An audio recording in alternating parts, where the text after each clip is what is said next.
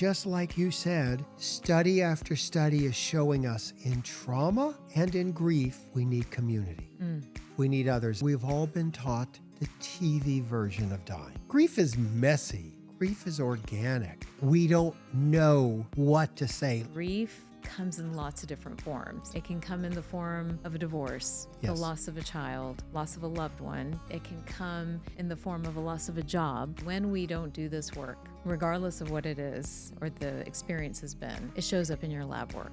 Absolutely. There's Absolutely. inflammation, there is high cortisol, there's Absolutely. hormone disruption, and over time, Yes. that's a diagnosis. As a young physician, I think one of the hardest things I ever dealt with was loss. Watching a patient die, watching family members lose loved ones, coming from the emergency room or from any of the different scenarios in my different residency rotations. This really was one that I struggled with. And somewhere along that journey, I picked up a book by Elizabeth Kubler-Ross, who talked about death and dying, the 5 stages of grief, and the profound impact they have on the human experience. My next guest has worked with Elizabeth Kubler-Ross and all her groundbreaking work on the 5 stages of grief, and I can't wait to get his perspective on what grief, loss, and trauma do to the human spirit, and at the end of the day, do to our human experience.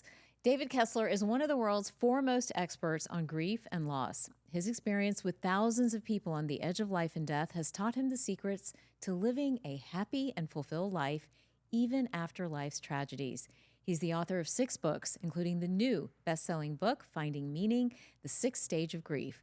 He co-authored 2 books with Elizabeth Kubler-Ross, including On Grief and Grieving, and updated her 5 stages of grief. His first book, The Needs of the Dying, received praise from Saint Mother Teresa. David's volunteer work includes being an LAPD Specialist Reserve for traumatic events, as well as having served on Red Cross's disaster services team. He has been trained for bioterrorist events, as well as epidemics and pandemics. He's the founder of Grief.com, which has over 5 million visits yearly from 167 countries. Please join me in welcoming David Kessler to Whole Plus. All right, David, welcome to the show. So glad to be here with you. This is a full circle moment for me. When I was in med school and residency, I stumbled upon Elizabeth Kubler-Ross's work on death and dying. I was really touched and impacted by some of my first experience with losing a patient. And I found you that way too. So to have you here on the show is such an honor and such a privilege, and I couldn't be more excited. So welcome. Well, thank you so much. And I'm so curious. I think about her in the 60s, Right. being a female physician, and back then trying to be out of the box. I mean, I remember, hearing the stories of how she would have the audacity to bring patients to the physician education. And it was like, no, we learn from each other. We don't have patients We don't tell learn from us. our patient. Yeah, it was like, wait, no, we have patient education classes. Why would we want to learn from patients? All it takes a woman. And there's probably some truth to that. And it was this idea of we have to learn from people the who are patient. dying and people who are in grief. There are teachers. Well, one of the reasons I really wanted you on the show, we spend a lot of time on the show talking about the spirit, the human spirit and the human experience, and how that plays just as an important role into our health and our vitality, our medicine, our data, and all those things. And I feel like that gets really lost, right? It gets really lost in a conversation around how somebody's doing. And I think grief in Chinese medicine, as you probably already know, grief lives in the lungs, right? And it's very much associated with the lung meridian. And Chinese medicine, Ayurvedic medicine would spend a lot of time working with people who are in a grief state to help them release grief. I am so curious on how you entered this space. This is your space. You have worked for so long on grief and really creating a methodology for those of us dealing with people who are losing loved ones, whether it's in the patient room or whether it's in our families. How did you enter this to begin with? I had a childhood that was full of trauma and loss, from everything, losing our home when I was 9. My father was an addict. My mother, My father had an addiction. My mother today probably could be considered bipolar. And it was chaotic and unstable. And then I was sexually abused. I mean, so many losses. And then when I was 13, my mother was very ill, had to go to a hospital hours away for this new procedure that was only in a few hospitals called dialysis. It was new. It was new. Wow. And the early ethics committee would decide who would get it. And she was able to get one treatment, which we know now would that I think they just, in whatever their eyes at that time, was too far gone, which doesn't make any medical sense, but it is what it is. And that was that reality. And it was also a time in medicine where the ICU, you could visit 5 minutes every 2 hours because families were seen as an interruption of the healing process. And I was 13. The rule is you had to be 14. So you couldn't see your I mom. couldn't see my mom. There were a few nurses who snuck me in, but most of them were, rule-abiding nurses. And we were at a hotel across the street. And all of a sudden, one day in the lobby of that hotel, I spent all my time in the lobbies, the hospital lobby, the hotel lobby. Someone started yelling fire. We all ran out. Up on the 18th floor, flames started pouring out of the hotel building. Fire trucks pulled up. I mean, it was kind of exciting for me. I was bored, Right. And fire trucks pull up and shooting begins. What? And they realize this is not just a fire. They had an active shooter. What year is this? This was 1973. Okay. It went on for hours. It's now considered one of the first mass shootings in the U.S. And you're there. I'm witnessing there this. witnessing police being killed, hotel guests, my father desperately trying to get us over to the hospital, finally get us back to the safety of the hospital. In a couple of days, my mother dies. No support. The only thing a fellow patient's wife said to me in a stairwell, out of her kindness, was stay strong. Which I think for men and most people gets interpreted as take care of everyone else and put your feelings aside. And don't express your emotions. No. I mean, there was no sense of that. Yeah.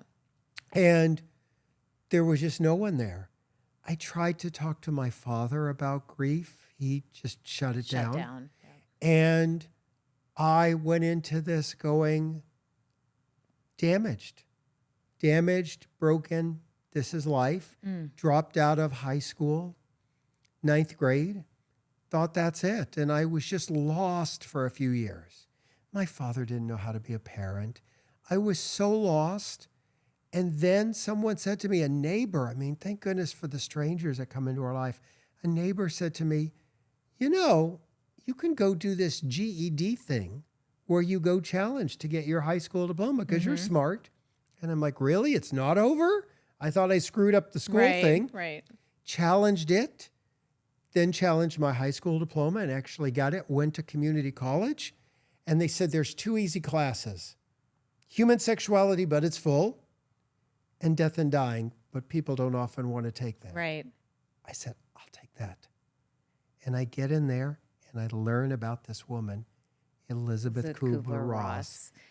For those of you, so some people watching and listening may not even know who she is, which is hard to believe, right? But she was, I would call her a pioneer when it comes to, We have hospice in this country because of her and really pushing it forward and helping to get it paid by Medicare. We're working with so many other people back then. Here's what was fascinating about her. She didn't invent something. She observed something in nature. She said, I've been watching people who are dying, and it seems like they have these experiences. No different than going, I've been watching the sun. It seems to come up in the east and set in the west. And she saw people were going through these experiences of, I can't believe this is happening. Denial. I'm angry this is happening. Anger. Deal making. If I volunteer more, if I do this, if I give to charity, might I get more time? And the people in grief are also doing that around them. Right. And then back in her day, it was sadness and depression were considered the same. People are sad. And then we have to, at some point, begin to dance with acceptance. And these are the 5 stages of grief. Denial, as we know anger, them today. bargaining, depression, and acceptance.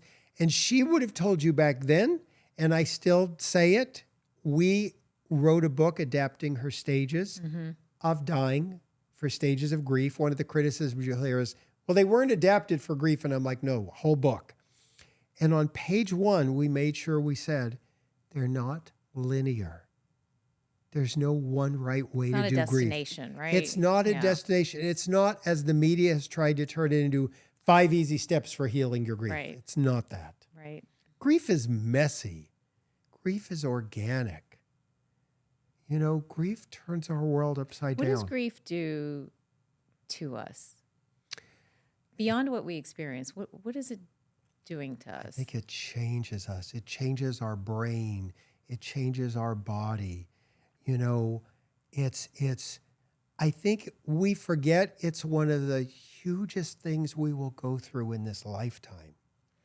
And there's no information on how to do it. We don't teach it.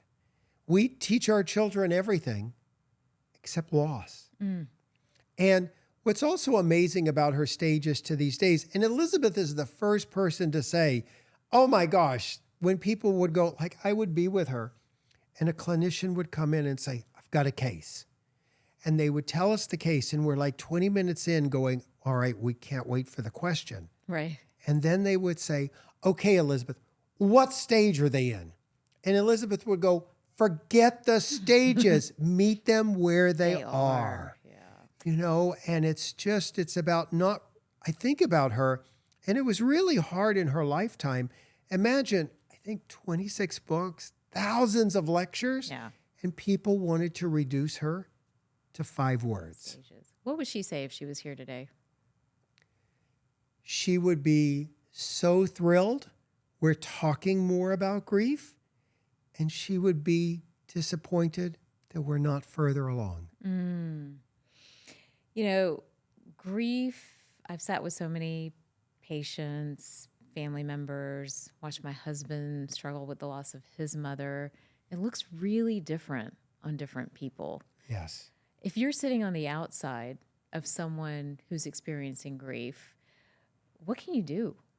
How do you reach them? I think the biggest thing to learn and to understand, and this is something in our program is when we teach therapists and coaches and healthcare professionals, there is no fixing.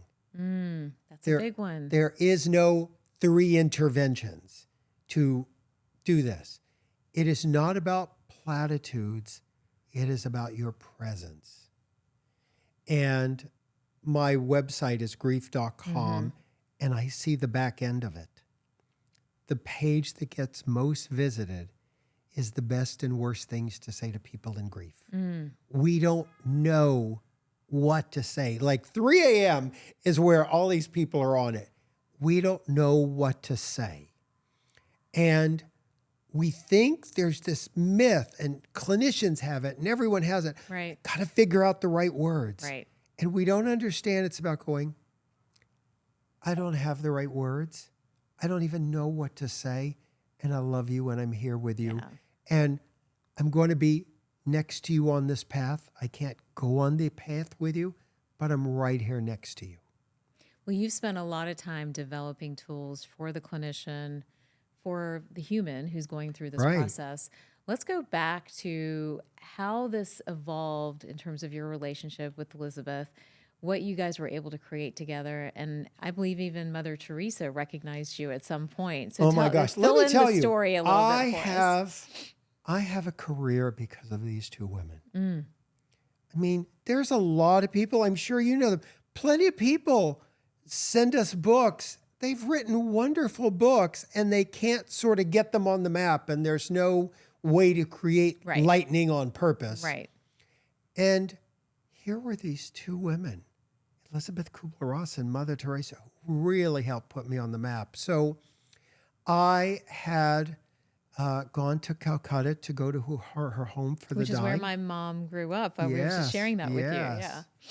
And I think she was in an area there with Mother Teresa at She a certain was. point. She went to, in India at the time, the British convent schools were where the equivalent of our private schools today. And the convent that she was at in Calcutta is actually where Mother Teresa was in residence. So she got to witness Mother Teresa ministering, to all types of people, and definitely got to meet her and all that other stuff, which is a little surreal to me, right? But she took us back to that convent and kind of showed us like where all of that took place. But you had a much deeper relationship with her. I was at her home, and you could no longer see her because she was ill. I would see her in Mass. I went to Mass, and in her home, it was 40 people who were dying. I saw people neatly in a room dying. Wow. I wasn't used to 40 people dying at once. And I'll tell you, I said to the sister there, I said, what are people, because I was there getting ready to help. I said, what are people dying of? And she goes, we don't know. We don't care. We don't have time to ask. Are you here to help or not? I'm like, I'm here to help. Okay. And there was, I got to tell you, there was nothing I could do. There wasn't even a language between us. I could just be one human being with another human being, no words at the end of life. Just your presence. I mean, So what did you? So taught you're me just everything. there. You're there. Yeah. I mean, the most you could do is if someone needed a shower. Like there were no Hoyer lifts or anything. Literally, I would pick them up. You would go in the shower with them. They had a shower. You had a shower. You'd come out. It was so hot there. It was a self-drying system. Right. And, it was just being. It was being. I mean, they had, Tylenol at the time for pain, but it was being with one another and just your eyes knowing you're not alone. I mean, I think if anything, I learned to, gosh, it's going to get me. I learned to speak with the kindness of our eyes, just with the kindness of our eyes.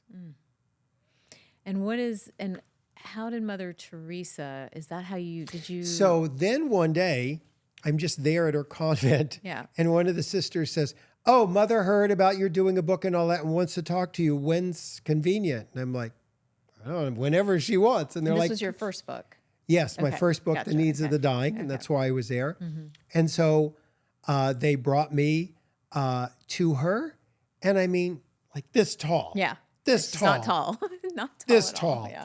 And we sat down and we talked, and I said, we have so many resources in my country for the dying. You have so few here. How do you do it? And she looked at me almost like silly boy. And she said, because I was 30 at the time, she goes, the dying need tender, loving care. Nothing else. The dying need tender. And how much technology do we throw at the dying? Right. And miss the tender, loving care, even with those in grief. And so anyway, from there, I had that incredible experience of spending time with her. And then when the book was coming out, the publisher and my agent said, let's send it to her. See if she'll do a blurb. And I'm like, Mother Teresa doesn't blurb. She doesn't blurb. And so I reluctantly did that. I had seen her on TV saying she loves reading new books. So I sent her the book, a thank you note, Right. and a picture to remind, her of who I was. And I was done. And of course, I was never going to hear from them. Right. And then one day the sister calls up and says, Mother would like to say something about your book. Wow. And I'm like, what? And so and she doesn't blurb, she praises. And I am in gratitude to this day. What did she say? She just talked about like that this is really information that will help people, and how tender it was, and that, the knowledge would help. And it was so sweet. And it What was did- really about, What did that first book do? What did it do? What were you trying to say? I was trying to teach people about end of life, everything I wish had been done in my childhood. And it was 1/3 medical, 1/3 psychological, 1/3 spiritual. I wanted it to sort of blend Science those and together. spirit. Science and spirit. I love it. And just about, everything from dealing with advanced directives to visiting, to being present, to talking with the dying, to learning. And I'll tell you, Kubler-Ross was funny. When I first met her, she was like, I'm retired, I'm done. She had her stroke. And I said, I need nothing, and we became good friends.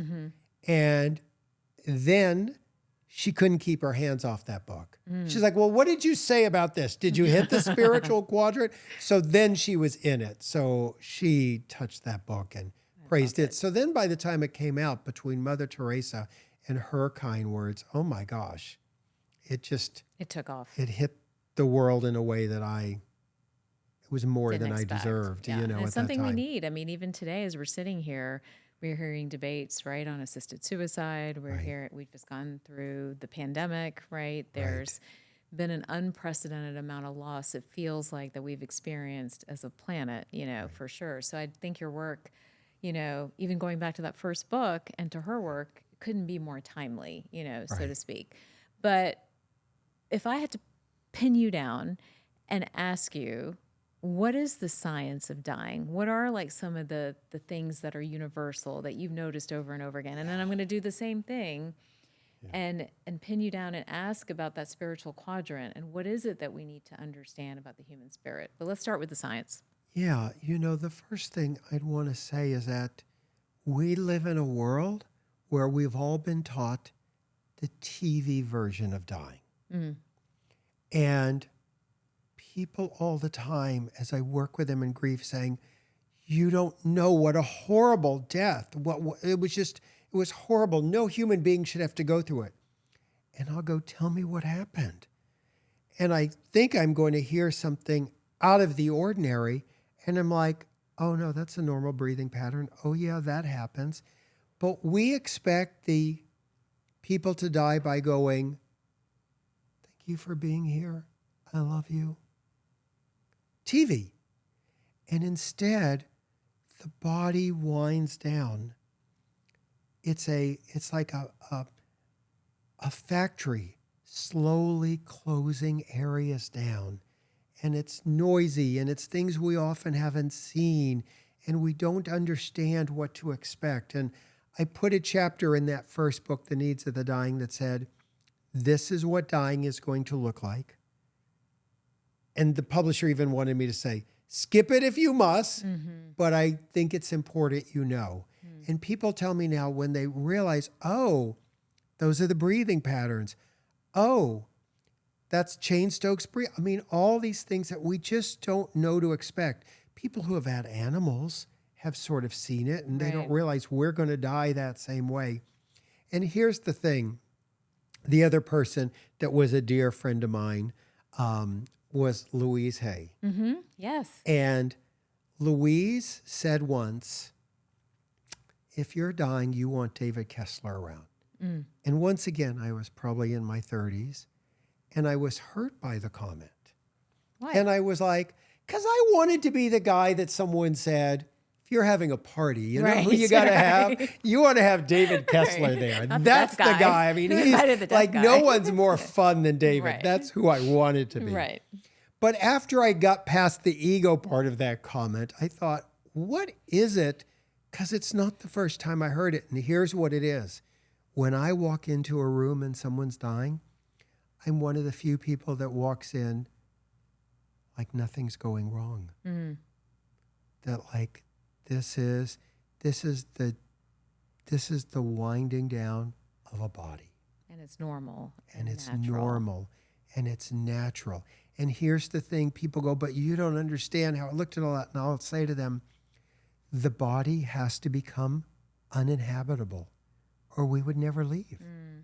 If I could stay young and great and fine and healthy, well, I wouldn't ever die. Yeah. The body, our spirit has to go, yes, we're done. We're done here. So what's happening to the spirit?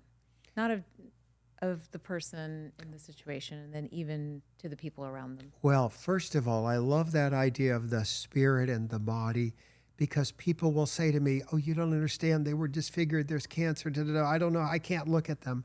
I'll go look into their eyes. The eyes never change. No matter how disfigured the body's getting, our eyes just, you see right into our soul. Window of the soul. Window of the soul.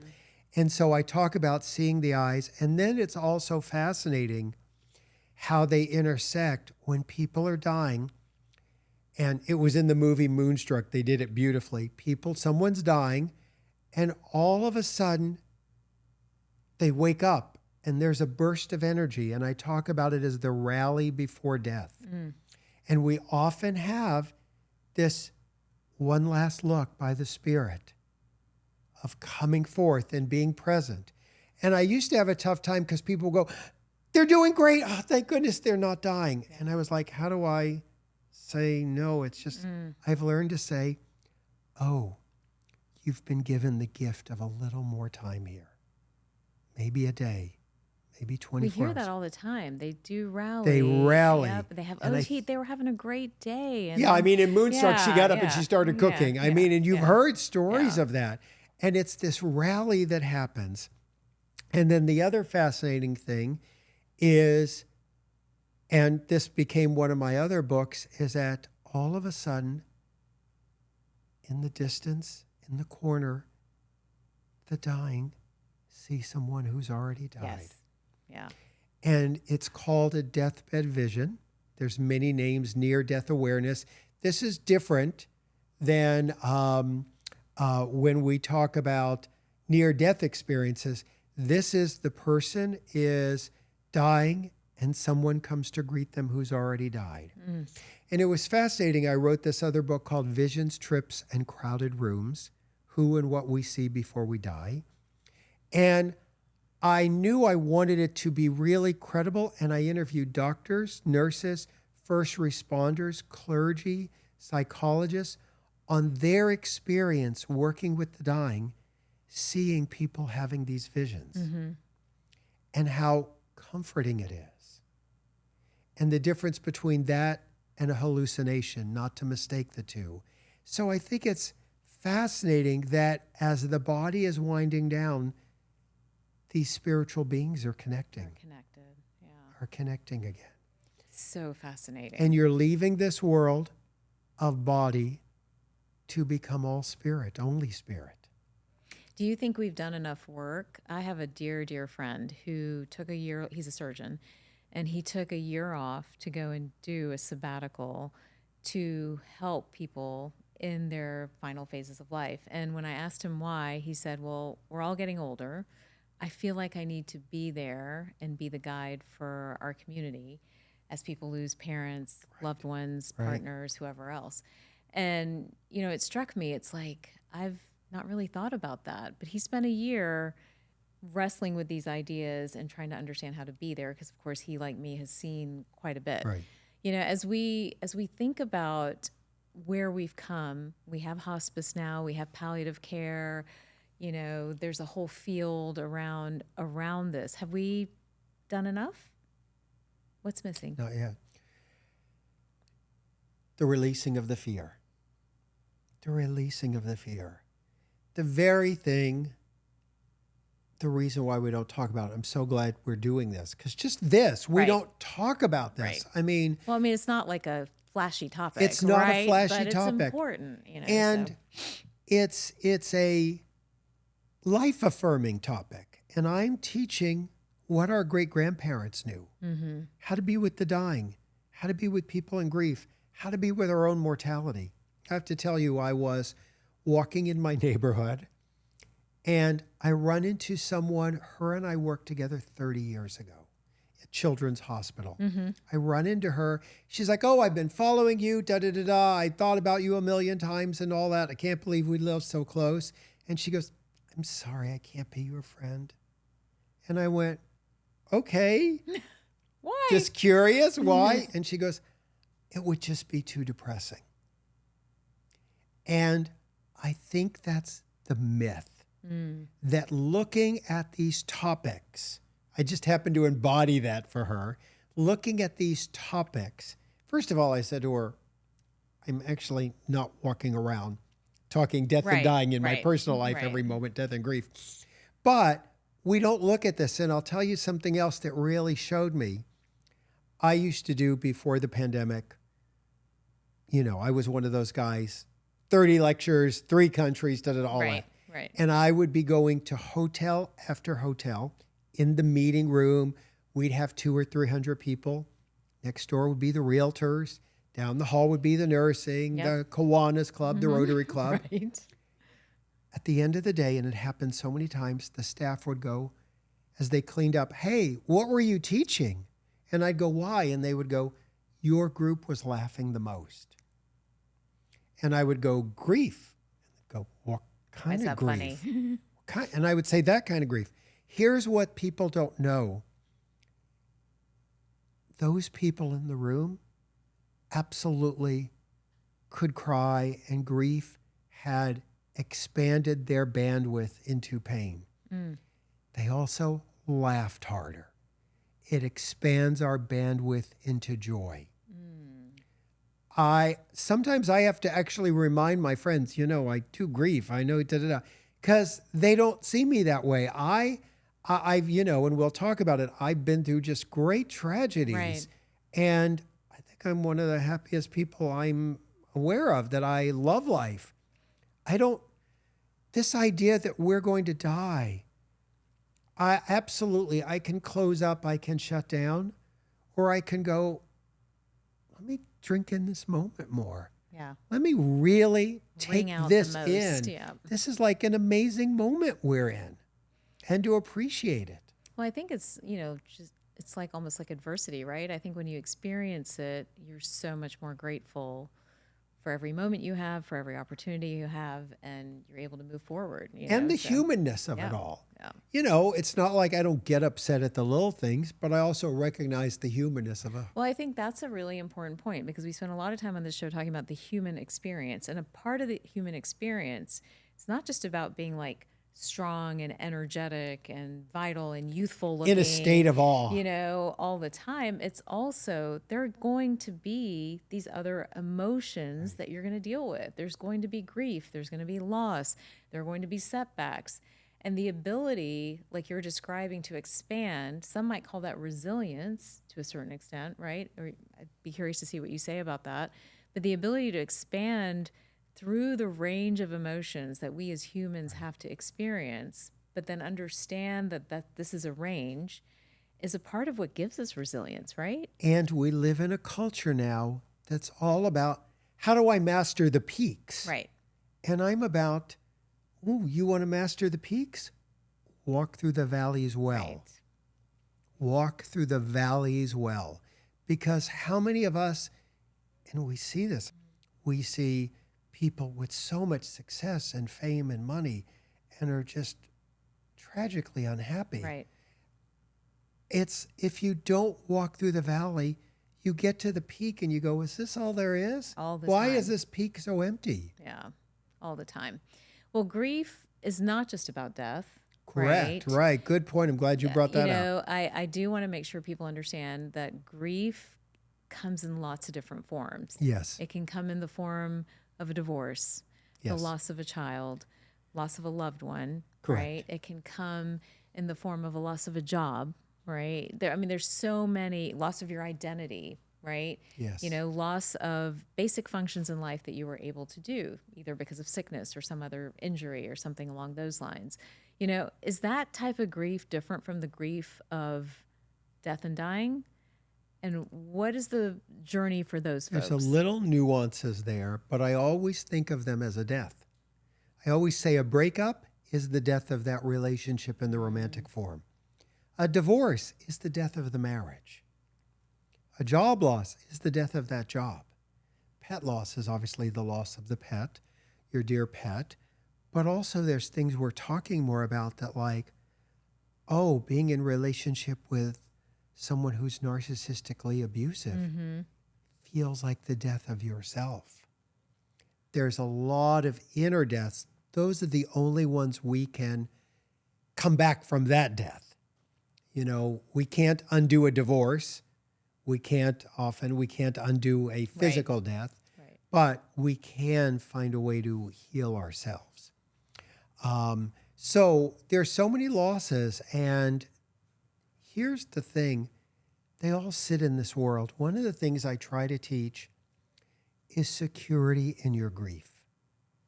People go, what's that? I have security in my grief. I know my losses. I take care of myself. I try to grieve fully and live fully. Someone comes up and tells me they're grieving over they didn't get the school they wanted. I sit with them and see their sadness. It's not a comment on my grief.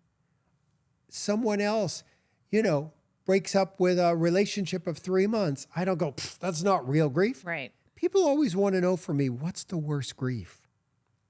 Is it a child dying? Is it a divorce from your soulmate? The worst grief is always yours. Your experience. Your experience. Yeah. None of us can know each other's grief. And comparison is of our mind. We don't have a broken mind. We have a broken heart. Most of us, or what I've experienced, most of us experience grief right here. Yes. Right in the chest. Has that been your experience as well? As people say, I feel like I can't breathe. I feel like something's sitting on my chest. These are some of the things I hear over and over again. I think it's probably the most common, but I experience grief in my lower back. I know people experience it in their throat, headaches. There's broken heart syndrome that we see as a real illness now. It's real. Very real. Yep. Takotsubo cardiomyopathy. Yep. And we think probably maybe over 90% of us get broken heart syndrome, actual physical changes in our heart, and there's a tiny, tiny percentage that do die from it. And that's why we always say, obviously, when anyone says chest pain, I'm like, get it checked, and then we'll talk. Right. Make sure your doctor knows about broken heart syndrome. So it's fascinating that, and I work closely with Paul Deniston, who does grief yoga, and he always really helps people feel where it is in their body. Where does your grief reside? And just like you said, a lot of times it's right here. And the energy world, like the people that do energy healing, I mean, I've always been fascinated by the work that they do. They talk about grief living right in here. Yes. And they talk about the movement of it. Can we move it? They don't talk about it going away. They're not like, okay, let's go put it on a shelf, you're done. But they talk about moving it. Can we move it? Can we move it to a different part of the body? Can you understand where it plays into the rest of your experience? So I always find that so And that our fascinating. emotions need motion. Correct. Yeah. There needs to be movement internally of that energy, externally of our body. Well, you have, again, published many books since, even those first two. This is your 6th book now, right? 6 and 7. 6th and 7. All right. You're on a roll here. Talk to us about what's different in these books versus some of what you've done in the past. So 8 years ago, been a grief expert for decades, and unexpectedly, my younger son, David, at 21 years old, dies. Devastating. I, felt like my world ended, and I canceled everything and sat with that, and, it was just so brutal. And probably a few months in, I was home and I picked up these chapter that I had written on meaning. And I lifted up, I went, meaning, like that's going to help. And I threw it back down. And about a couple of weeks later, I read it. And it didn't take away the pain, but it gave me some comfort. And I got so curious, and I went back and I read Viktor Frankl's work and Man's Search for Meaning, and how does all this sit within us? And the one thing that personally, there was the grief expert in me. And here's the worst part is, besides my son dying being the worst part, is I had to take my own medicine. I used to hand out, go to a counselor, Right. go to a grief group like candy. I had to go to a counselor, a grief counselor, and I had to go to a grief group. It took me 3 times to just walk into the group. Oh my goodness. I put a cap on, I took my glasses off and my contacts out and put glasses on. And I had to sit in a grief group with my books 5 feet away on a table there on display. And I couldn't say anyone, that's me. I had to be the father. And so as the grief expert watched me going through this, I would go, yep, that's true. Yep, yeah. And when I got to, someday you're going to have to accept this, I was like, I'm not stopping there. And Kubler-Ross and I had always taught acceptance isn't a finality. Mm-hmm.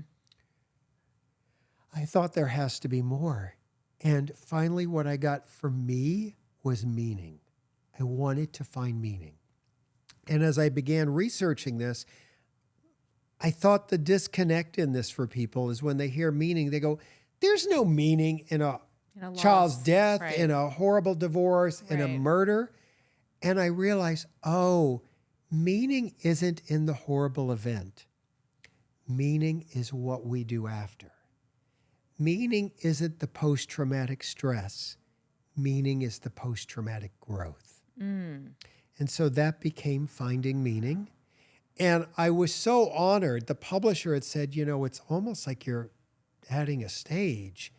And they asked, and we asked the Kubler-Ross family and her foundation, and they so graciously said yes, that I could add a 6th stage Oh, amazing. to her iconic stages. So So that's Finding Finding Meaning. Meaning, the 6th stage of grief. And it was also a chance to write again, hey, everyone, they're not linear. Stop that. Right. So I got to say Remind that, everyone. don't misuse them and misinterpret them. But it was a way to really help people and for my own healing. And that we have this choice, and the choice for me, I got to tell you, in those early days, a dear friend, Diane Gray, who's was head of the Kubler-Ross Foundation at the time, she said, you're going down. You're going to be down for a long time. She said, at some point, you're going to hit bottom and you're going to have a choice. Do you stay there or do you live again? Mm. And I have to tell you, after that, she had planted just a seed.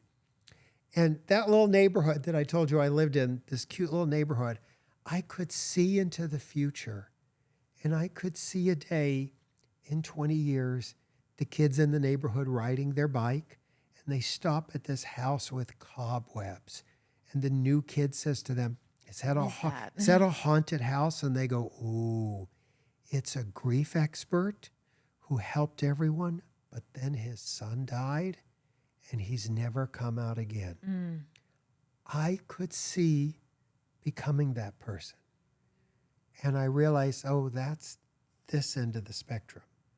And I see people there. What's the other end? That is the Finding Meaning, the post-traumatic growth.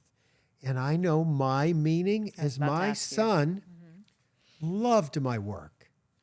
He would never have wanted his death to constrict it. Mm. So I decided that in honor of him, my meaning would be to expand my work and go deeper, which was this. Amazing.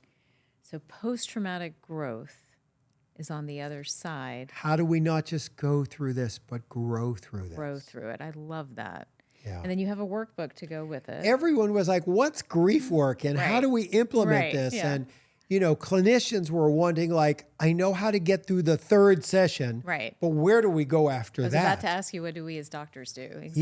Yeah, where do we go after that? And this really is a manual, the workbook.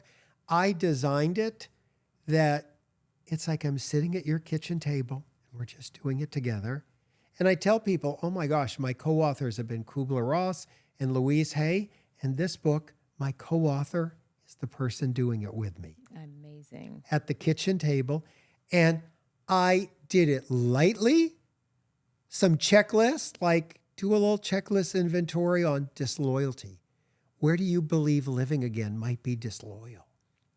Then there's some more open-ended questions. Wait, what's disloyalty? Like Meaning... disloyalty, we feel like you should never laugh again. Right. You should You never feel be guilty. happy again. Right. It's that guilt.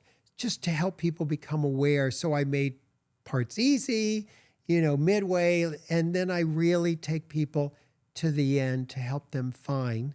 And I did a Joseph Campbell's hero's journey around grief, that the griever is on the hero's journey, I love and that we're all coming out the other end.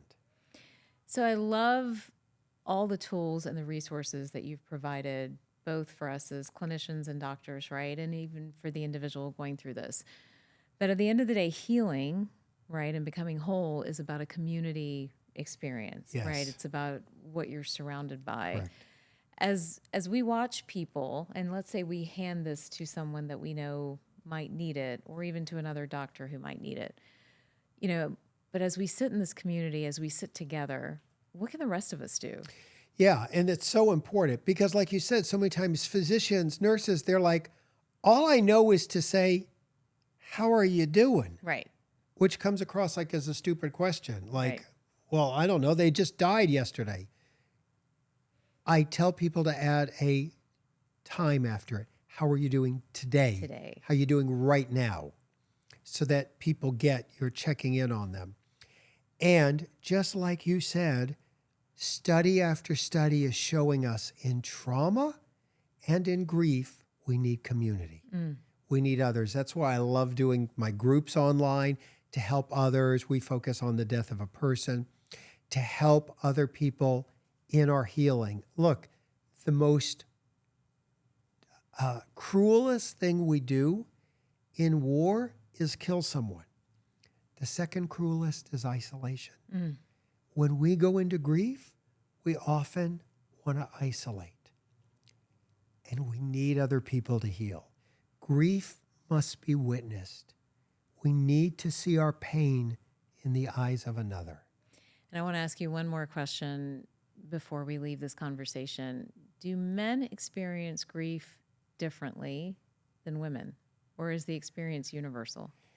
The experience is universal, but there are some things about how we were raised.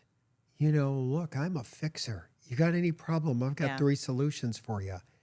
And then I think for men, it's challenging for everyone, but, men today are telling me it's so confusing. On one hand, I'm now supposed to be vulnerable and show my feelings, but I'm also supposed to be the rock. Right. So it's like, I'm not Can't sure win. at any moment. Right. And then, people love that I'm a fixer, but got to grief and you got no tools.